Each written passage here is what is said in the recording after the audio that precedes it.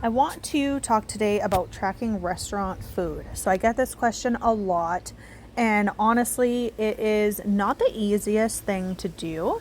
It can be done if you can be a little bit more flexible and like open-minded with what you're going to choose. So I'm going to show you just an example for me for this week. So I had prepped my meals on Sunday. I was ready to go for the week.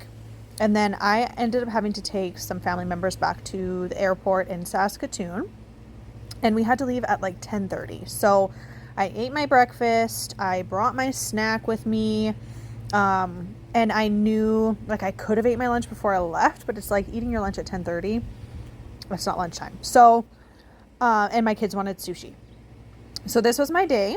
I was going to have a cheese and hamburger casserole with Reese minis at lunch. So about 585 calories. And then my supper's chicken parm. I have my smoothie before bed, and then wheat thins. I was going to have a vanilla oat protein muffin. And then I always like to have a couple more wheat thins before bed. I'm literally addicted to them. I don't know why. But anyways, so this was my day. So now I went to the next day and I copied because I was going to have breakfast again. I was going to have the same supper, same snacks, except I'm going to adjust things a little bit. So I ended up adding in a dynamite roll, and I was going to have 12 pieces, and I was just going to keep it simple. I was going to have the 12 pieces. It is all you can eat a sushi there, but whatever, the kids can just eat whatever. I'll make sure I count my 12 pieces. And then I ended up taking out some of the crackers because it left my carbs really, really high. So you'll see here, carbs are high, protein's a little bit lighter, and 12 grams light for fat. So things are a little bit off. I wasn't overly concerned about the protein and carbs. Like that kind of levels out basically. And if I'm going to be a little bit shy, it's not like it's every day that I'm going to be shy. I'm going to get back, like the next day, I'm going to get back to my normal routine and things are going to be fine.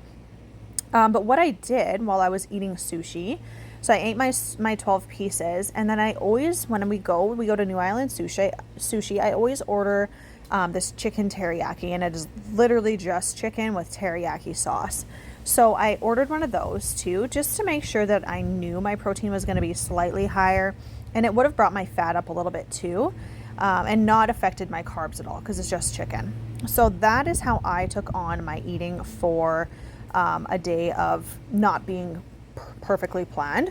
Now, you can do it like that and try to like pick a meal that's going to be at least a little bit balanced. So if you're going to go to the city, maybe pick a restaurant that you can have. A lot of the time we'll go to Montana's and we'll have chicken fajitas because I know I'm going to get my chicken. I know I'm going to get veggies. The wraps aren't going to have a whole bunch of carbs in them. And I can add a little bit of salsa and maybe a little bit of cheese. And I feel like it's a pretty balanced meal. If you're going to go and you're going to have a big bowl of pasta, well, that's probably going to put everything over quite a bit, right? Those meals have more calories in them than you think. So you really have to think about the meals that you're currently prepping and try to eyeball your serving sizes or your serving of what you're going to get in the restaurant to only eat what you think your serving size would be for that meal. So if you're going to order chicken, think about the dish that you would have had at home and try to only eat a certain portion of it, saving the rest to bring home. One other thing to keep in mind when you are eating out at restaurants is even if you can find it in the MyFitnessPal app, like a lot of the time you can search, like I know McDonald's is in here. We had it the one day and I added in the chicken nuggets, but I had 6-piece chicken nuggets and a medium fry. And it was like 600 and some calories. And it's not something I like to do a lot, but you can add it in. But that doesn't mean it's going to be the exact calories, okay? So if you say go to Boston Pizza and you order a tropical chicken pizza or like a Boston Brute or whatever, the people that are cooking your food they don't care. They're not measuring out your ingredients. So even if you can find it and search for it and add it in, it doesn't mean that what you're getting on your plate is going to be exactly what's been entered in, as it would be when you do it, right? So what I kind of suggest for my clients, you really got to think about your goals. If you eat out 3 or 4 times a week, you have to understand that the goals that you're going to achieve, your progress might be slower than it would be if you were only to eat out once a week. And if you're going to just pick one day to eat out, I would suggest making that your flex day. So If you've watched the Flex Day video, you know that we track up to a certain point of the day. We get in so much of our protein, we leave ourselves so many calories.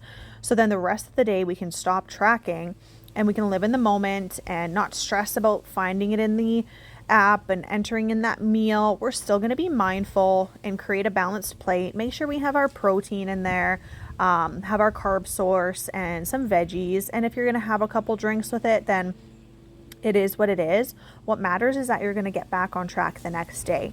Now, if you're doing these kind of days, like I said, 3 or 4 times a week, you have to understand that your progress for that week is going to be much less than it would be if you were to only have one flex day. So it's really all about how much you want to achieve in a week and what you have going on. If you have a busy week and you have to have a few flex days, it is what it is. You still have to live your life. But just know that for the next week, you're going to want to try to be a little bit closer to hitting your numbers, be more consistent, eating out less, and hitting your numbers so that you can have more results for the weeks ahead.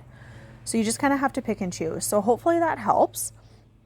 Do your best to, like I said, to search for the meal if you can, but just know that it might not be exactly what you're getting on your plate. And if you can't search for it, create a balanced plate. So pick your quarter plate of protein, quarter plate of carbs, half a plate of veggies, and that's going to make you feel pretty confident on the choice that you're making, and make sure that you're getting in exactly what you need and you're not overdoing it. Hope this helps, guys.